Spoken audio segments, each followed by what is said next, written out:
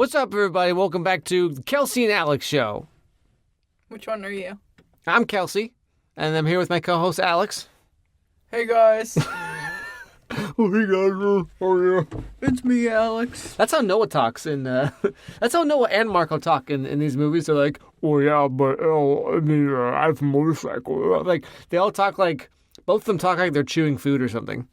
You notice that? That's hot guy voice for you. Hot guy voice, where being a hot guy, apparently, you squint, and then you just like... You barely talk ever. Yeah, you barely talk, and when you do, it kind of sounds like Buffalo Bill a little bit, where it's like, oh, yeah, oh, hey, Al, yeah, maybe we should break up.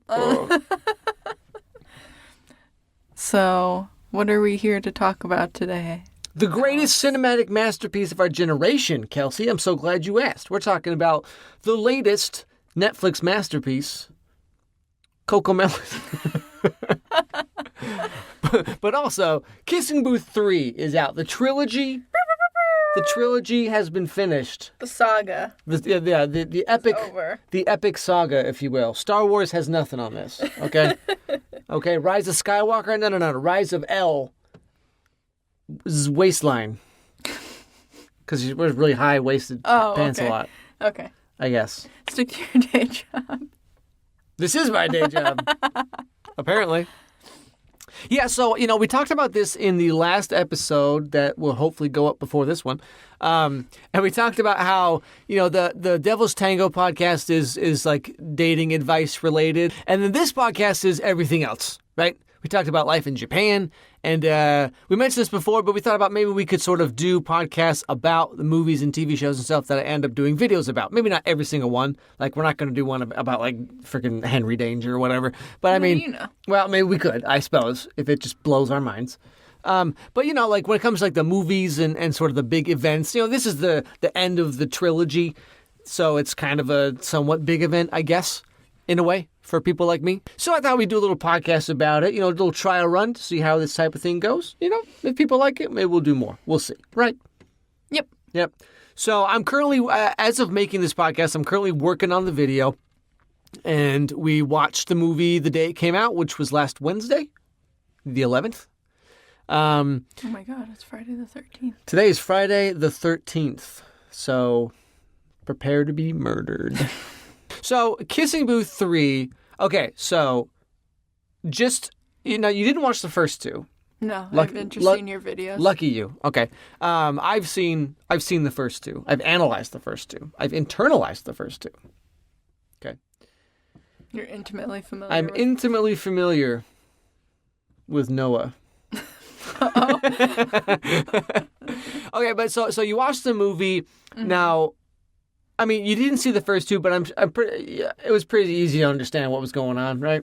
Yeah. Like, they're dating. Yeah. She gets accepted to Berkeley and Harvard because you can just like do that, right? I mean, so dumb. If you have like a 2.7 GPA and your extracurricular is Dance Dance Revolution, you can just get into Harvard. Like it's really easy. I mean, anyway, why doesn't more people do it? I don't understand. It's one of those like life hacks, Just go to Harvard. Duh. And so her best friend Lee he is going to Berkeley, and then her boyfriend Noah, who's Lee's older brother, is going to Harvard on what scholarship, Lord knows. And so she's like, do I go to Harvard? Do I go to Berkeley? Should I be with my best friend? Should I be with my boyfriend? And then the third movie is her kind of choosing. It's basically the same plot as To All the Boys 3, more or less. And To All the Boys 3, it's like in To All the Boys 3, it's like she has her like her choice of school that her like mom went to, and then I think it's like her mom went to a certain school, and then her boyfriend Noah everyone's Noah. What is going on? Noah Centineo is going to a different school that she she's like, oh, of course I'll go there, but also like I want to go to another school. And then they take a trip to New York City, and she's like, oh, actually I want to go to NYU because it's so like artsy and stuff, and there's no bohemian artsy kids anywhere else in the country.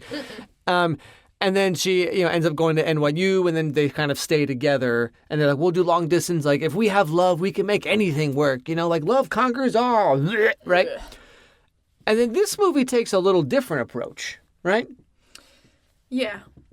You remember what happens in the movie? Vaguely. So she She initially decides she's going to go to Harvard to be with Noah.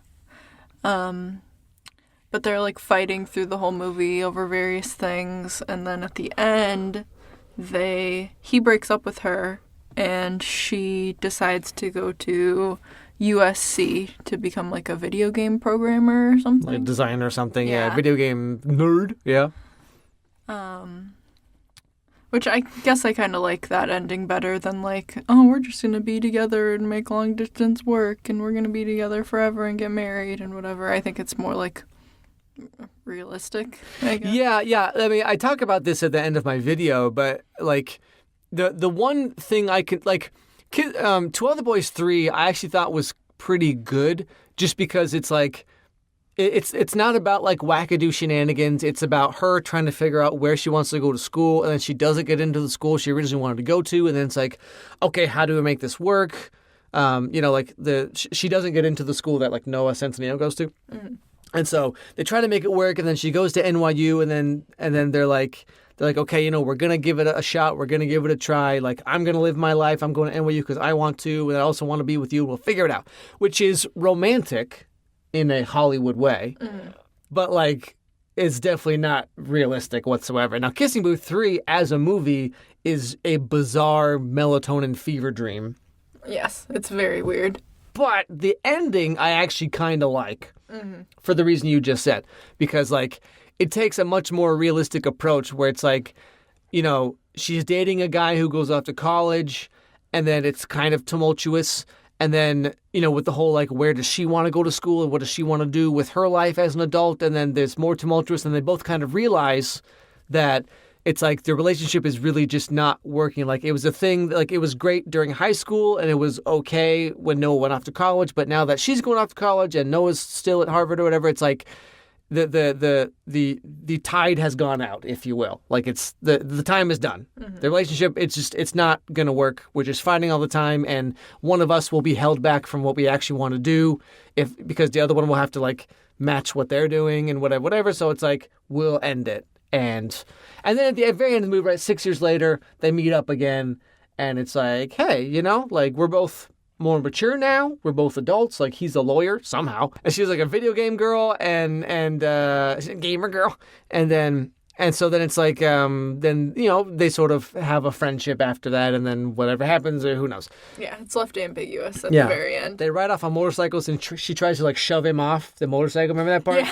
They're like riding next to each other, and then she reaches out to like push him. I know it's like a playful thing, but like I don't think you should do that when you're going 60 miles an hour down the freeway.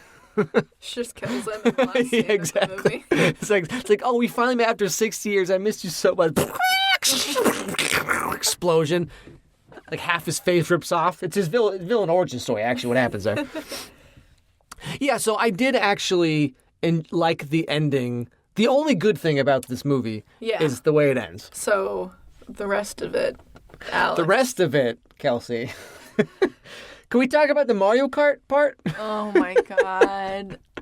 Now, so watching it back to write the script and do the video, like they drop so many hints about, like Mario Kart is all through this movie. Yeah, the brothers playing. The brothers playing Mario Kart, and then also but when they find the list of the bucket list, it's inside of a Mario Kart lunchbox. Which is, it's just a 1 second, they're like, oh, the Mario Kart lunchbox. Oh, it's our list, So they had some kind of deal with Nintendo, right? There's some bizarre licensing deal with Nintendo. And so the thing about this movie, like, Kissing Booth 2 and Kissing Booth 3 were both filmed back to back, apparently. Because I remember when Kissing Booth, I was looking through some of like the old stuff I had about Kissing Booth 2, and when Kissing Booth 2 came out, there was news articles that said like, oh, Kissing Booth 3 has already been filmed. It was like a thing that came out. So they filmed them like back to back. Now, I don't know how that correlates with Joey King and What's-His-Bucket's relationship. I believe his name is like Jacob Elordi or something like that. It would be something like that, wouldn't it? I'm surprised his name isn't like what's like a typical rom-com hot guy name that people always have that like no one ever has. It's like Talon or like Talon. Jaquin or something. Right? Pepto-Bismol or whatever. Those are like Zoomer TikTok names. Yeah, that's like the hot Kellen. guy names. Yeah, like Kellen and Quentin.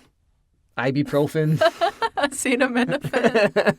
Metamucil, all the I like substitute teachers nowadays must just have a heck of a job reading through attendance, right? And they're like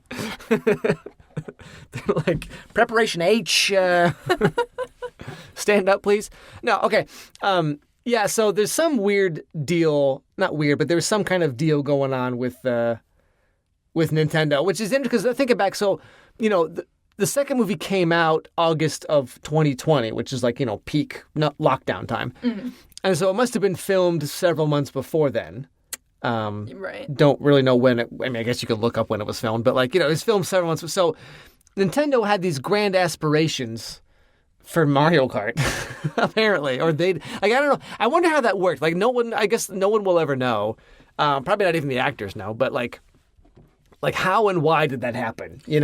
Yeah, I guess it's a little surprising to me because Nintendo is notoriously strict with their intellectual property or whatever. Yeah, I can't think of. So back in the 90s, there's a movie called The Wizard, I think. And that movie is a glorified advertisement for Super Mario Brothers 3. The whole point, the end of the movie is he has to play in this national tournament to play Mario Brothers 3. It's weird. But yeah, since that, I don't know, usually in all these movies and TV shows, whatever, it's whenever there's video games, it's always so cringy, Yeah, because it's he's using an Atari joystick and then playing freaking Pong or something, and it's making all these weird noises. Yeah, well, usually what I've seen is he's holding he's playing with a shoe. And then on the screen is some 3D robot game. Yeah. But then the sound effects are Atari sound effects, beep, beep, beep, beep, beep, beep. And you're so what dumb. Game are you playing? But this one, it's they actually have quite a few games. Mario Kart is front and center. I think they play Killer Instinct. Mm-hmm. Remember there's that scene where Chloe and Elle are fighting each other? Yeah. Which I gotta call shenanigans. I'm not saying that girls don't play games, but Chloe does not strike me as someone who would play Killer Instinct. No. Am I wrong about that? She'd play Animal Crossing. Yeah. I'm not saying that she wouldn't play games. Everyone plays games. But I'm saying the whole point of Elle's character is that she's quirky. She's kind of a gamer girl, and also just she's one of the guys, and then you have Chloe, who's this very put together, very feminine style, woman. And I don't think she would be able to hold her own in Killer Instinct. Because she thinks, I also would not be able to hold my own in Killer Instinct. Okay, that's what I'm saying. It's that's a niche game that Elle plays it. Okay, maybe whatever. But I don't know if Chloe would. She's ugh. I don't know, she's playing it. I don't know, that seems just so weird to me. But whatever. And then there's also Ori and the Will of the Wisps, which is she plays when she's after she breaks up with Noah. Yeah. And that's the game that propels her to do video game design, I guess. She never mentions it. She never talks about I would like to. I feel like what they should have done. This is just my thoughts, but when they find the bucket list, if maybe they'd also found oh, remember when I tried to design my own game? Mm-hmm. Remember? And then she finds old documents of her as a kid designing her own video games, and then she looks at that. And she realizes, oh yeah, I used to have all these dreams I wanted to do, and then I discovered boys and penises, and then she takes that, and that propels her into wanting to do. That would have made more sense to me, because it seems out of nowhere she's just oh, I'm gonna make video games, bye, Yeah, just because she likes playing them. Because that's all the hint that they give that she's gonna want to do that. Because you like playing games, but it doesn't necessarily mean you want to sit down and learn Unreal Engine or something, right? I think it'd be cool, but it would be, yeah. But I'm saying it's a lot of people play games, but doesn't necessarily mean they want to make them. Which I'm not saying I think it's cool that she decides to do video game design, but I just think there should have been at least some kind of hint that that's what she actually liked, because it never comes across. This is something that when she sits down with Lee's mom, right? Sits down with Molly Ringwald, Archie Andrews' mom. And then her mom's and then the mom is you need to figure out what it is you want to do, and then go to school and do that. That was a revolutionary thing for her. She was wait, I have to think about what I want to do? What? I shouldn't just do everything because of boys? Well, I guess a lot of teenage girls kind of get into that. maybe, you know? Why just girls? I don't know. I feel like girls are a little more susceptible to wanting to please everyone in that way and not wanting people to, like, hate them or not wanting to, like, cause ripples in their relationships, like friendships, family relationships, romantic relationships, etc. You know? I feel like in society, girls tend to care more about that. And, like, I don't want people to hate me. I don't want to make people upset. Like, I'm just going to say yes to everything. Am I wrong? I don't know. Do you think you were like that when you were a teenager? Not really. No? I was a little shithead. I just did whatever I wanted. Now you're a big old... Yep. Now you're a big one, too. Yep. No, well, I mean, aren't you the kind of person, like, you don't want people to think you're weird, you don't want people to, like, be mad at you, you don't want people to whatever? Yeah, but I don't know if I think that's exclusively a female trait. I mean, I'd say in my experience of life, because I'm so old, it seems that it tends to be more like women who sort of put their own hopes and dreams on the back burner to just, like, not rock the boat or whatever. Maybe because it's more of a societal expectation for women to be like that and to keep it together and be the more mature ones and stuff. Maybe. To take care of things. Because it's like, I feel like in society, men are sort of expected to be, like, more ambitious. Like, I'm going to go to business school. I'm going to be a big lawyer. I'm going to be a big whatever. I'm taking all these risks. I'm doing all this cool stuff. And then society is like, society sort of expects women to then sort of put their own whatever dreams, hopes, fantasies, whatever on the back burner and then sort of support the man, right? And so I guess that scene is maybe supposed to be, because throughout the whole movie, right, like she's trying to keep Lee happy and also trying to keep Noah happy and also trying to keep her dad happy and also try to keep Marco happy for some friggin' reason. Yeah, why does she care about Marco, you know? That's the part that's so... I guess, this movie has no villain except Elle, I guess. Elle's like the villain of the movie, you know? Because, like, she's working a job, and then Marco shows up. Okay, so he's at the beach resort place, wherever this is, for the summer. Fine, he does whatever he wants. Say hi, and then just let that be it. That's all you need to do. But instead, she's like, oh, I have to be friends with Marco now. Yeah. You guys had a thing in the second movie. It came and went. And then you see each other and she's like, oh, hi. And he's like, yeah, sorry if that's weird or whatever. And then she's like, no problem at all. And then she decides that they have to be best buds. She just, like, can't stop hanging out with the guy that she cheated on her boyfriend with. Like, what are you doing? And then she's, like, surprised that her boyfriend is upset that she is, like, being friends with the guy that she cheated on him with. Like... Yeah. Yeah. Like that. Well, the part where she's very oblivious. Like Chloe wants to come and, like, stay at the house, or Chloe's going to be in town for the summer, and then Noah's like, oh, you can. We have, like, this big beach house you could crash at, and then Ella's like, oh yeah, that's fine. I mean, sure, because literally nothing happened between. That's the whole point of the second movie, is that they were literally just platonic friends completely, and Elle, like, couldn't wrap her head around that, even though she has a platonic guy friend, and then Elle's talking to Noah afterwards, and then she's like, oh, also, Marco's gonna, like, help us with our bucket list. And then Noah's like, what? And then she's like, that's such a double standard. I can't believe, like, I'm cool with Chloe. How come you're not cool with Marco? It's like, that's the same thing. Yeah, because he didn't make out with Chloe. Yeah. It's like... Though they set it up very, very sus in the second movie with Chloe. He's, like, grabbing her on the waist and, like, kissing her on the cheek. Yeah, you're right. I mean, well, that's the whole point, right? Is, like, there's a lot of suggestive stuff and, like, the text messages that come up where it's like, oh, thanks for coming over so late last night. I really needed that or whatever. And it's like, oh, Lord. Uh-oh. He's two-timing, but then turns out, like, he's not. Like, yeah, the second movie, they set it up very, very suspiciously, but I guess that's kind of the point. But yeah, it's just, like, in this movie, like, Elle is, like, the villain, I guess. Well, in the second movie, Elle is also the villain. Really, Elle's just kind of, like, not a good person. You know what I mean? Because, like, in the second movie, instead of sitting down and having one single conversation with him about, like, hey, I'm just curious, what's really going on with you and Chloe? She just listens to everyone else's opinion and then just, like, spins it all in her head as to what the truth is and then just, like, decides that's the truth. In the third movie, then she's like, oh, I'm still going to be friends with this, like, guy I cheated on my boyfriend with. And then she's like, why is everyone so mad at me? Yeah. Third movie? What? That's the second movie? I mean, third movie. The third one. Yeah, sorry. They all blend together. Should we give just like a brief synopsis of the movie in general on the off chance that someone is listening to this that hasn't actually seen it?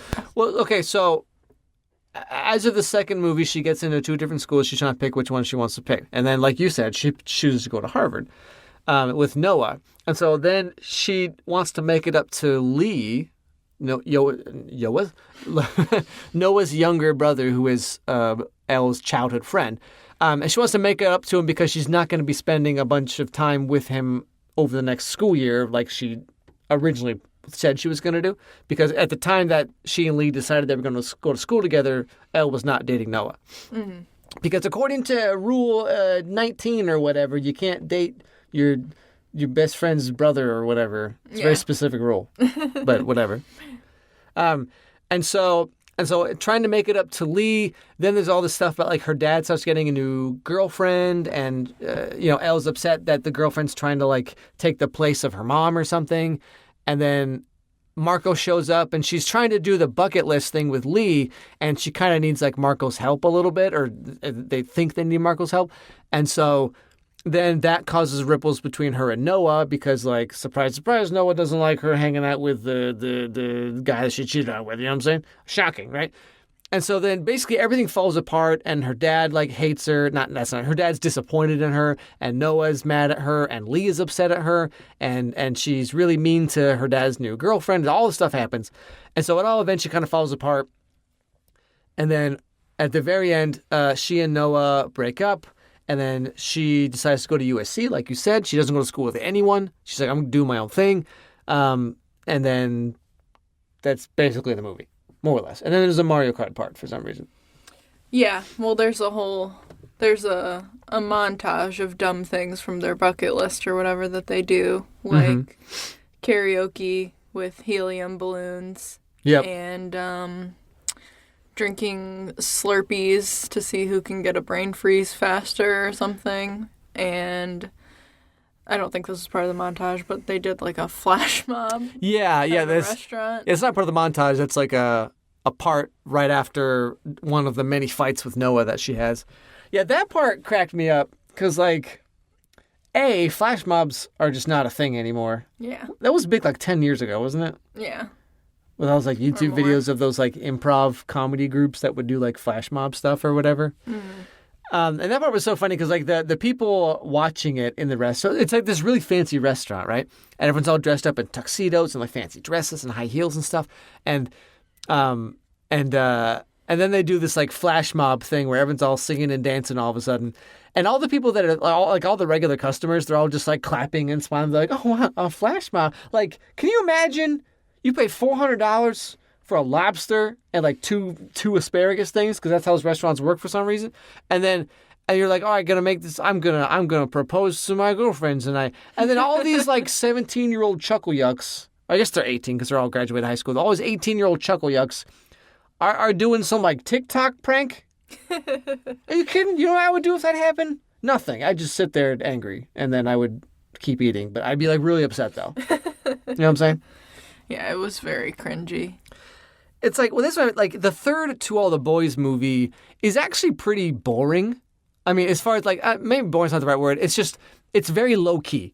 Mm. Like it's just about her and what she's going to do for school, and then, you know, and her boyfriend like really wants her to go with school with him, or they get like, oh, we can make it work. You can go to school somewhere else for a year and you can transfer in or whatever. Like there's always things they're doing, but the movie is inherently pretty boring because nothing major happens in it, except the ending is just super cheesy. And the Kissing Booth movies are just so over the top that it's just, I was thinking back. So the Kissing Booth movie is clearly trying to be like Mean Girls in a way, because there's the OMG girls and they pull a prank on Elle, and then it's sort of like Mean Girls, but like more about the romance part and less about the girl society part.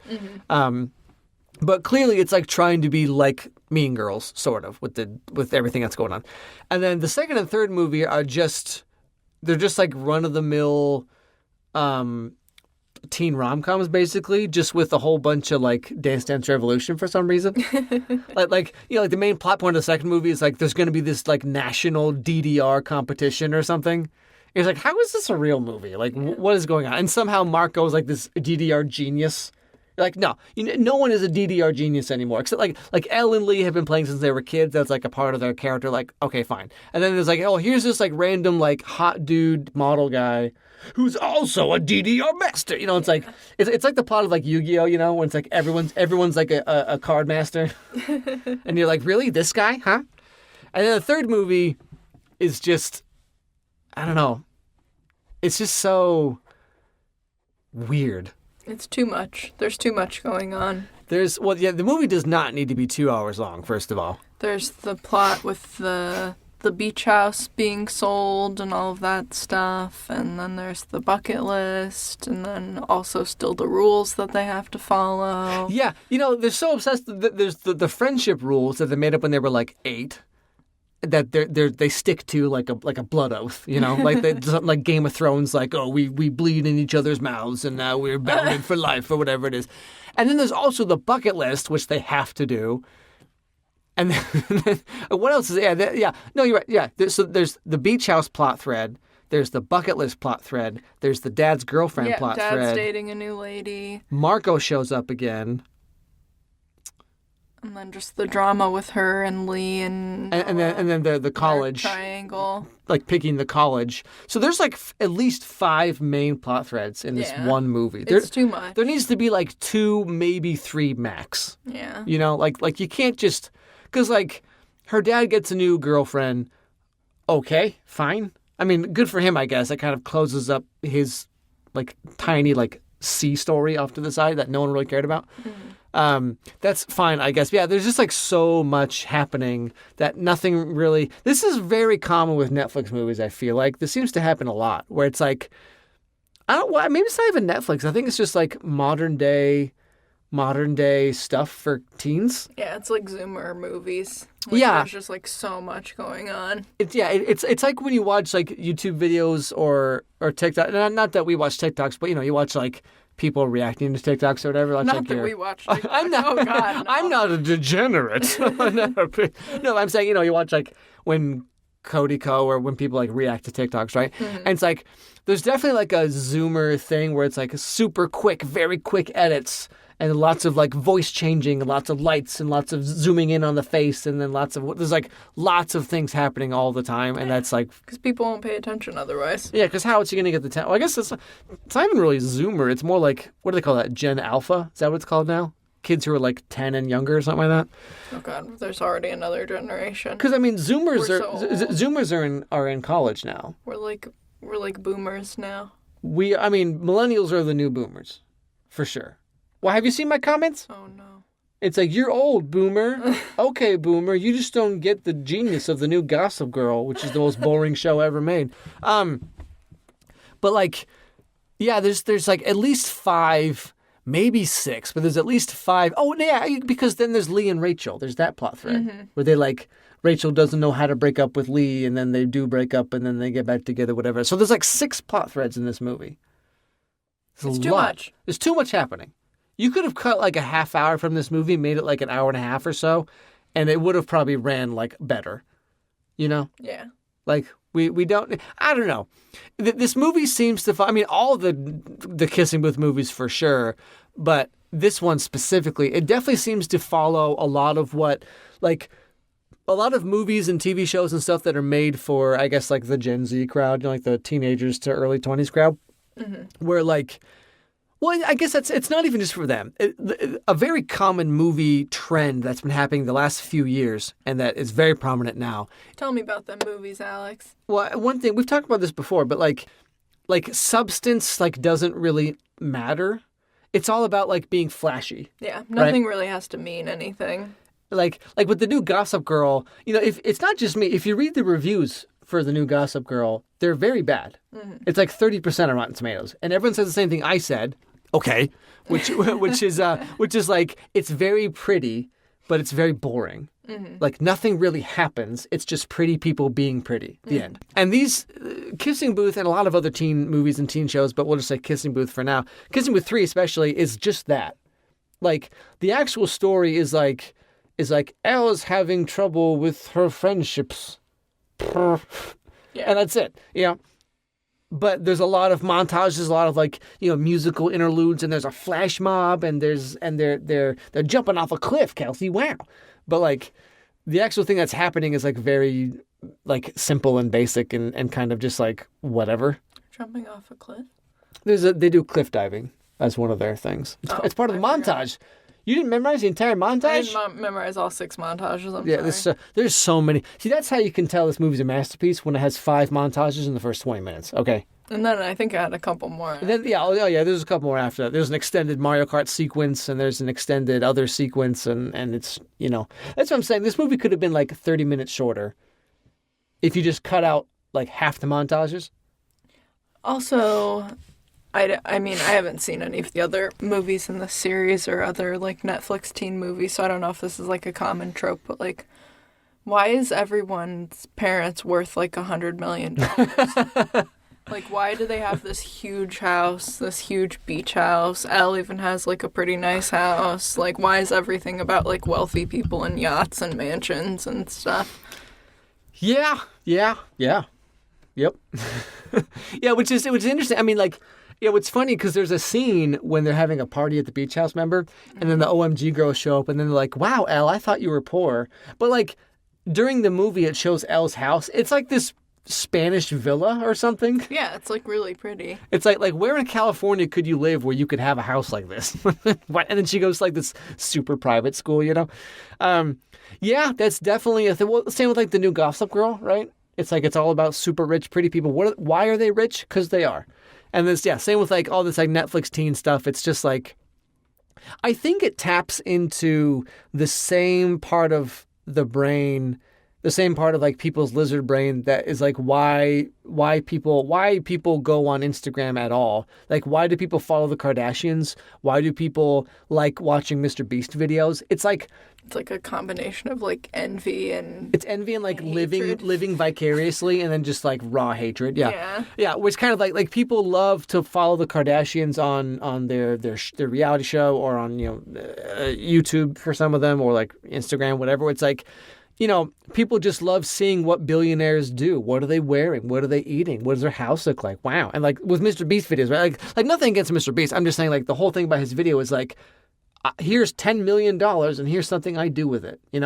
That's like the entire crux of all of his videos. People just get like sucked into this like living vicariously, but also like just vehemently envying rich people. People say like tax the rich, eat the rich, kill the rich, but also I want to see what their house looks like. You know what I mean? That's why people love house tours of like, big YouTuber house tours and stuff like that. People love that stuff.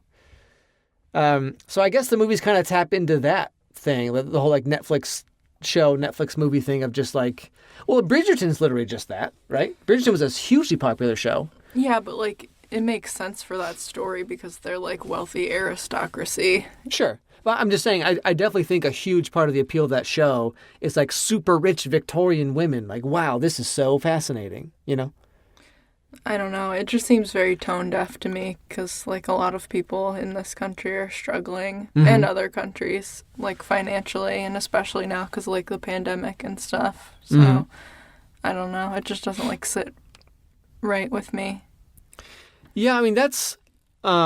I had that in the script of my Gossip Girl video, but I cut it for some time or something. But yeah, that is something I think is very interesting. There's just a lot of shows and movies that, like you just said, are it's about super mega rich people who are just kind of ambiguously rich. It's like what do their parents do? No one knows, but they have $100 million or whatever. But yeah, in a time when like economic uncertainty is at an all-time high. People have been furloughed from their jobs, and there's millions of people are out of work right now, and companies can't hire people because they pay too little, and there's like all this stuff that's going on. And then Netflix is putting out all these movies of like kids who are just like super rich, like Ace Family kids, and it's just like who exactly? I mean, clearly people watch it and they're interested, but it's kind of like I don't know. You'd think there'd be something about people. Well, I think I've seen a lot of movies and TV shows and things like that, right? Because I do it for a living, I guess. And it's like, even when people are supposed to be like poor, they still live in these like huge, like exposed brick apartments and stuff. Yeah. You know, it's like no one can ever actually show what a real poor person looks like because like maybe because they need room to like film stuff or something. I don't know. Right. And so like when you watching like old, sitcoms or like old Disney Channel or like Nickelodeon shows, right? It's like, oh, we're like such a poor family, but then like the dude's bedroom is the size of like a football field. Yeah. Or like Dan Humphrey from Gossip Girl. Yeah. He's like supposed to be the poor one, and his family lives in like a $10 million apartment. In Yeah, they New York live in City. this huge New York apartment that stretches like 1,000 square feet in like all directions. Yeah, you're like, yeah, oh, the poor kid. Yep, sure. But anyway, so Kissing Booth 3. Out of 10, what would you give it as a movie? I was gonna ask you that. Oh, well, I asked you first now, didn't I?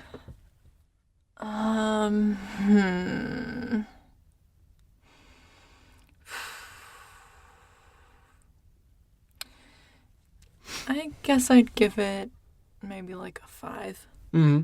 Yeah, I was gonna say like a 6, maybe 5 or a 6, because everything up until the end is like mind-numbingly annoying. How like Elle just like can't comprehend why everyone's mad at her all the time, and it's like I guess the movie portrays it where it's like, oh, I just can't do anything right, and like I'm trying to make everyone happy, but everyone's still mad at me. But like, I don't know, maybe because I'm just an outside observer, but it's kind of like this is easily fixable. A, don't hang out with Marco anymore. The end. You know what I mean?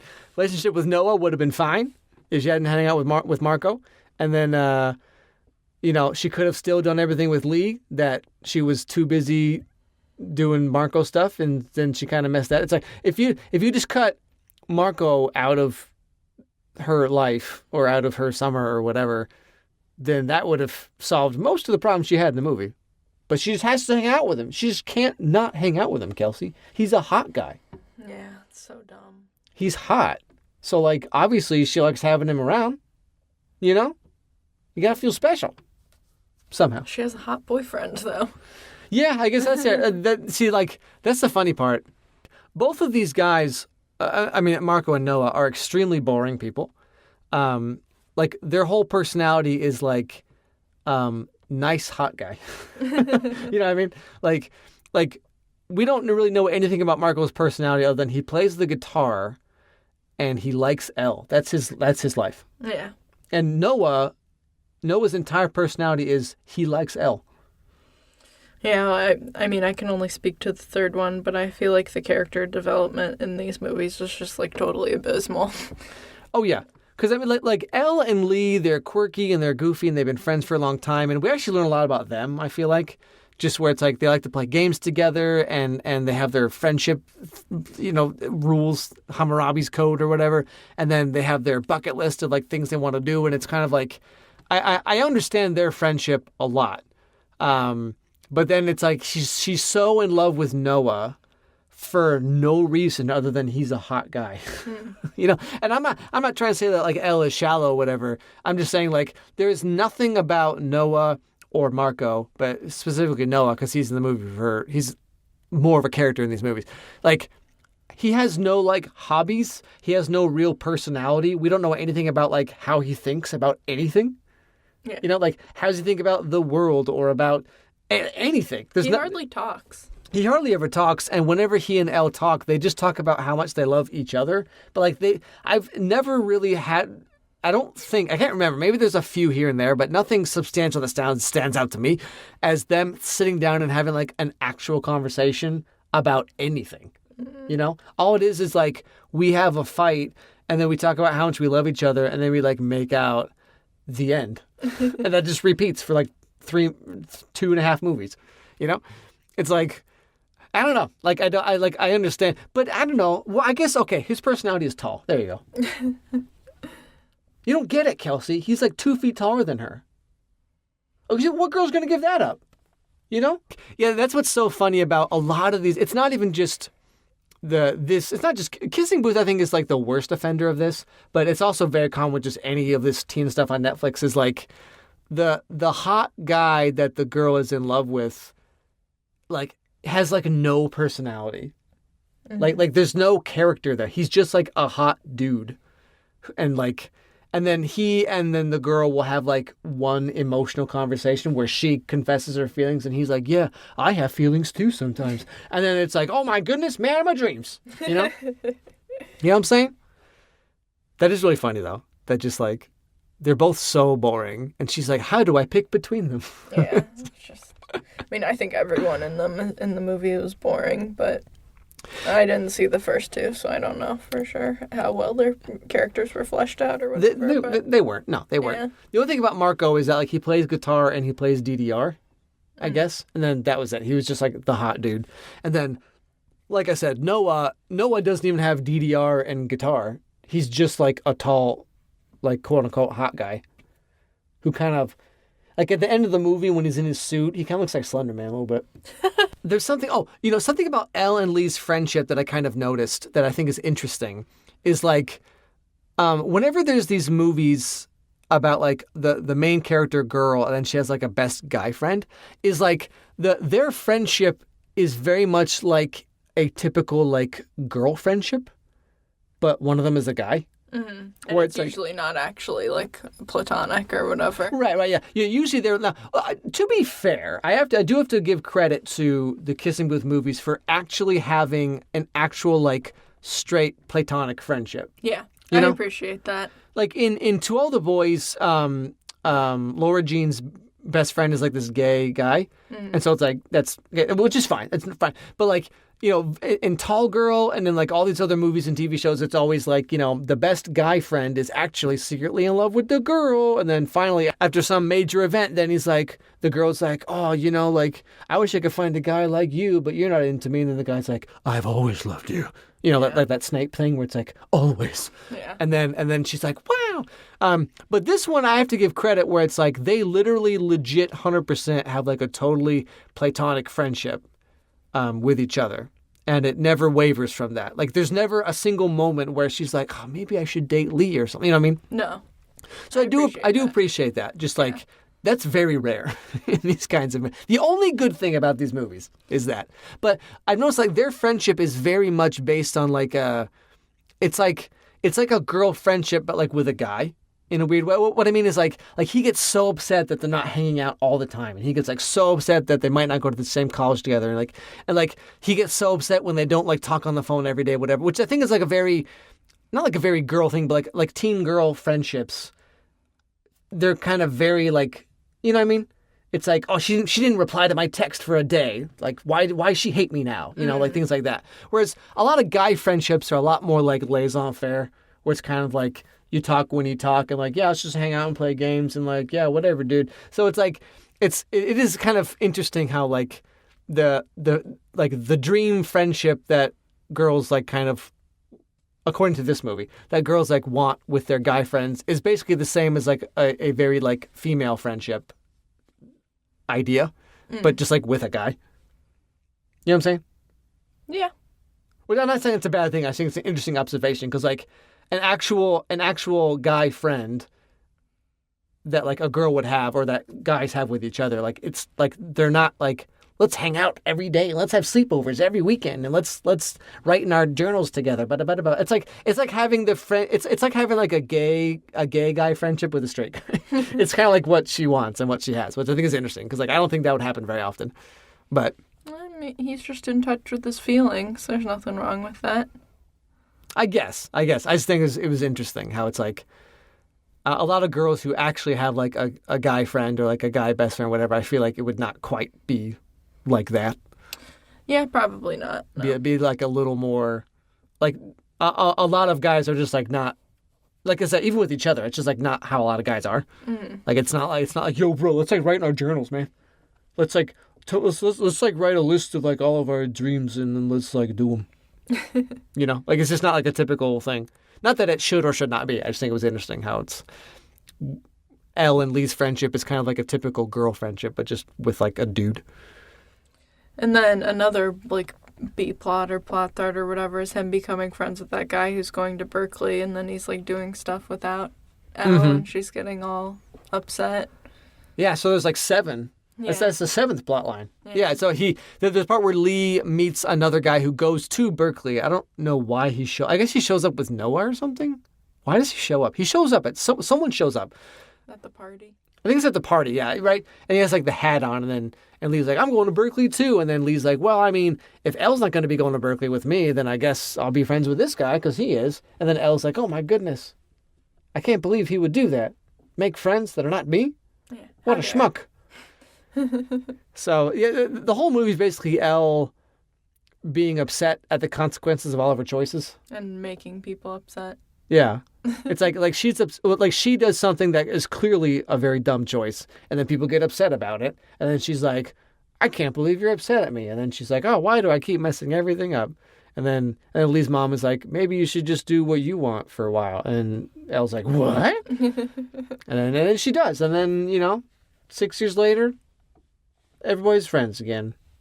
I have no idea what that's like.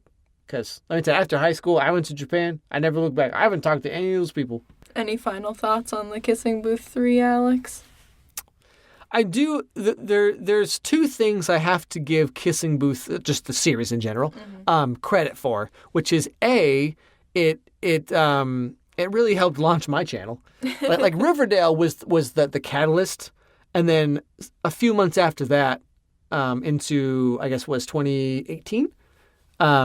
Is when I think Kissing Booth 1 came out, I believe. And so Kissing Booth 1 was one of like my first big smash hit videos.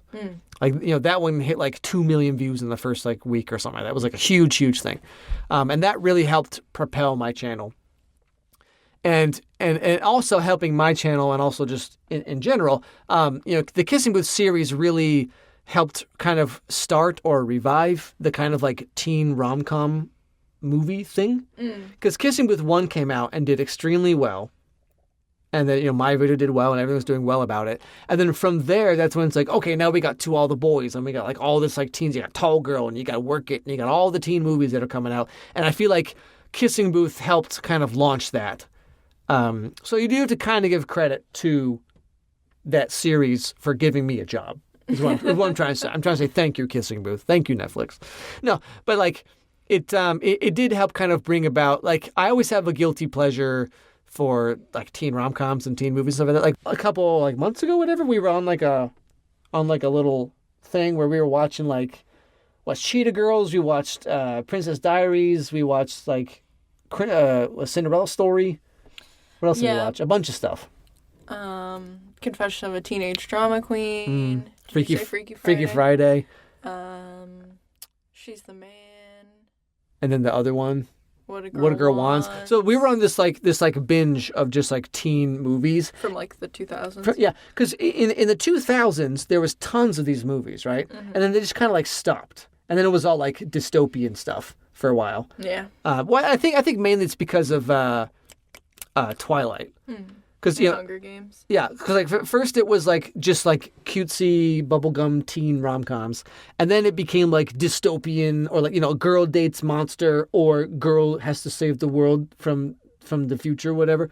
And that was going on for a long time, and then it was kind of just like whatever. And then when Kissing Booth 1 came out, people like me and like in our age, it's like they kind of wanted to go back to that like early 2000s, just like turn your brain off teen rom-com type stuff. And so I think Kissing Booth kind of helped bring that back in a way, where like now there's like a lot of those, and Netflix makes like a lot of them, and there's just like a lot of them in general. So I do have to give it credit for doing that, I would say, because without Kissing Booth we wouldn't have Tall Girl, we wouldn't have Work It, we probably wouldn't have To All the Boys, Sierra Burgess, all the classics. So really you owe your channel's success. I owe much of my career to Kissing Booth. How does that feel? I don't want to talk about it. It's a surreal feeling, but again, just to be like totally honest, it's like, yeah, I owe quite a lot. Me and a lot of other people, not just me, owe a lot of our careers to the Kissing Booth, which is a phrase I hope I never have to say again. Thanks, Joey King. Thanks, Joey King. I read this news article recently that Joey King has signed on to do like another like 6, 8, 10 Netflix movies. Whoa. She's like the Netflix girl now. Which good for her, you know? Well, thanks for listening, everybody. You can write your thoughts about the movie and stuff like that in the comments, or you can send the email. We should set up another email. Do we need to set up another email? I don't know. We'll think about it. Maybe. Just write in the comments. Yeah, I always read all of the comments, so let me know your thoughts about the Kissing Booth series and the third one if you've watched it, and all that good stuff. All right. And, now also let us know if you like this kind of thing where we talk about, like I'll make a YouTube video about a movie or something like that, and then, like, we'll make, like, a subsidiary? What's the word? It's like a... Secondary? Accompaniment? Accompanying? Yeah. How to talk. I talk for a living. Can you believe it? Me neither. And then make like a podcast kind of about the same thing where we go into more like in depth about our thoughts and stuff like that. Let us know if you like that. If you don't, then here you go. The only one we'll ever do. Yep. But I mean, if you let us know if you like this type of thing, and then we'll probably keep doing it, I guess, or whatever, and stuff. Things and stuff. All right. All right. Talk to you next time, everybody. Bye-bye. Bye.